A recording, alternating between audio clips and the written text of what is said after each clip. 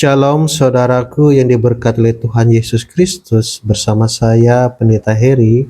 Hari ini Jumat tanggal 11 Agustus tahun 2023. Kembali kita akan mendengarkan firman Tuhan yang terdapat di dalam Alkitab Perjanjian Lama 1 Raja-Raja pasal 18 ayat 16 sampai yang ke-19. Sebelum kita membaca dan mendengarkan firman Tuhan, mari kita berdoa. Bapa Sorgawi, Bapa di dalam Yesus, hari ini kami mau membaca, mendengar, dan menjadi pelaku firman-Mu. Pimpin kami dengan Roh-Mu yang kudus dan pakai hamba-Mu yang menyampaikan kebenaran firman-Mu. Demi dan di dalam kuasa Tuhan Yesus kami berdoa. Amin. 1 Raja-Raja pasal 18 ayat 16 sampai yang ke-19 dengan judul perikop Elia bertemu dengan Ahab. Lalu pergilah Obadya menemui Ahab dan memberitahukan hal itu kepadanya. Kemudian Ahab pergi menemui Elia. Segera sesudah Ahab melihat Elia, ia berkata kepadanya, "Engkaukah itu yang mencelakakan Israel?" Jawab Elia kepadanya, "Bukan aku yang mencelakakan Israel, melainkan engkau ini dan kaum keluargamu, sebab kamu telah meninggalkan perintah-perintah Tuhan, dan engkau ini telah mengikuti para Baal. Sebab itu, suruhlah mengumpulkan seluruh Israel ke Gunung Karmel, juga nabi-nabi Baal, yang 450 orang itu, dan nabi-nabi Asyera, yang 400 itu, yang mendapat makan dari meja istana Isabel." Amin. Saudaraku yang diberkati oleh Tuhan, saya memberi tema bersaksi dan saling topang menopanglah. Nas kita saat ini menceritakan tentang pertemuan Elia dengan Ahab, di mana Nabi Elia menemui Obadya, kepala istana, dan meminta agar memberitahukan bahwa Elia hendak menemui Raja Ahab. Permintaan Elia ini mulanya ditolak oleh Obadya sebab Raja Ahab sangat kejam. Namun Elia tidak takut sedikit pun. Elia tetap menugaskan agar Obadya menyampaikan pesannya sebab Allah yang mengutus Elia untuk bertemu dengan Raja Ahab. Pesan Elia disampaikan dan Raja Ahab menemui Elia. Sikap Raja Ahab begitu marah dan menuduh bahwa Elia yang menjadi penyebab utama penderitaan panjang bangsa Israel sebab kemarau panjang dan keringnya mata air dan sungai. Raja Ahab memperlihatkan arogansinya di hadapan hamba Allah tanpa menyadari bahwa dirinya yang menjadi pelaku utama.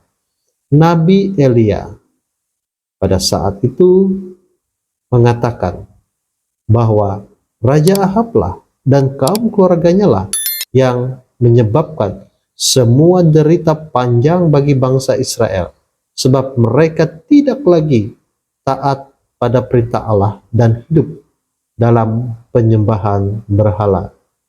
Nabi Elia meminta Raja Ahab untuk mengumpulkan semua nabi Baal dan Asyera agar dapat dibuktikan siapa sebenarnya Allah yang berkuasa dan berdaulat atas Israel. Allah yang mampu menurunkan air hujan bagi keselamatan bangsa Israel. Saudaraku yang diberkati oleh Tuhan Yesus Kristus, firman Allah ini mengajarkan kita betapa pentingnya kita hidup dalam ketaatan dan kesetiaan kepada Allah di dalam Yesus Kristus. Dan kita, siapapun orang-orang percaya, harus hidup taat dan setia dan berani berkorban demi iman, serta tidak menyangkali iman kita dan hanya mementingkan diri sendiri. Kita patut belajar dari para pendahulu kita, di mana mereka telah memberitakan kabar baik dan memenangkan banyak jiwa serta bertanggung jawab.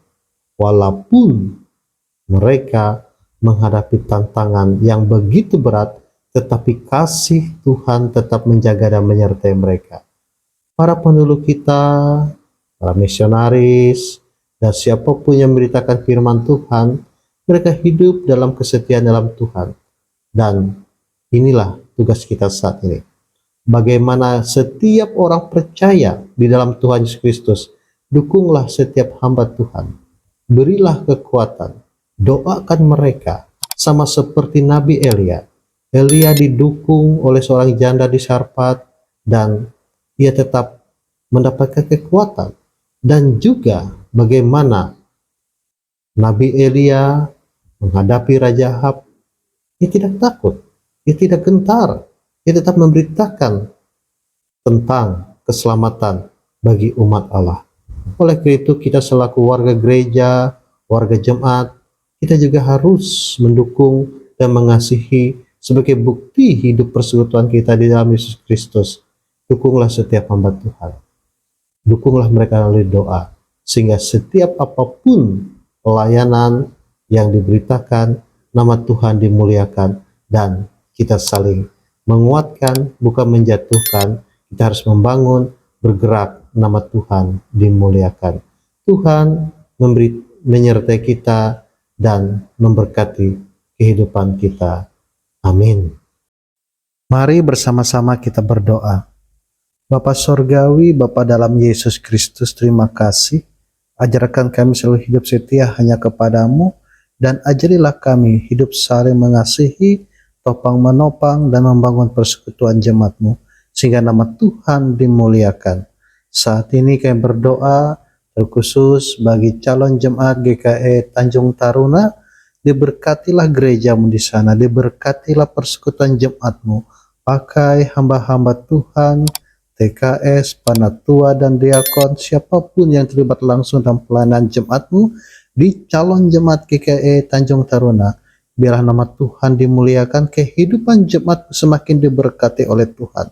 Dan juga Bapa, saat ini kami ingin menyerahkan kehidupan kami sepanjang hari ini hanya di dalam satu nama, di dalam nama Tuhan Yesus Kristus yang adalah Tuhan dan Juru Selamat kami, yang telah mengajar kami berdoa bersama demikian. Bapa kami di sorga, dikuduskanlah namamu, datanglah kerajaan-Mu, jadilah kehendak-Mu di bumi seperti di sorga. Berikanlah kami pada hari ini makanan kami yang secukupnya, dan ampunilah kami akan kesalahan kami, seperti kami juga mengampuni orang yang bersalah kepada kami. Jangan membawa kami ke dalam pencobaan, tetapi lepaskanlah kami daripada yang jahat. Karena Engkaulah yang mempunyai kerajaan dan kuasa dan kemuliaan sampai selama-lamanya. Amin. Tuhan memberkati engkau dan melindungi engkau. Tuhan menyinari engkau dengan wajah-Nya dan memberi engkau kasih karunia. Tuhan menghadapkan wajah-Nya kepadamu dan memberi engkau damai sejahtera.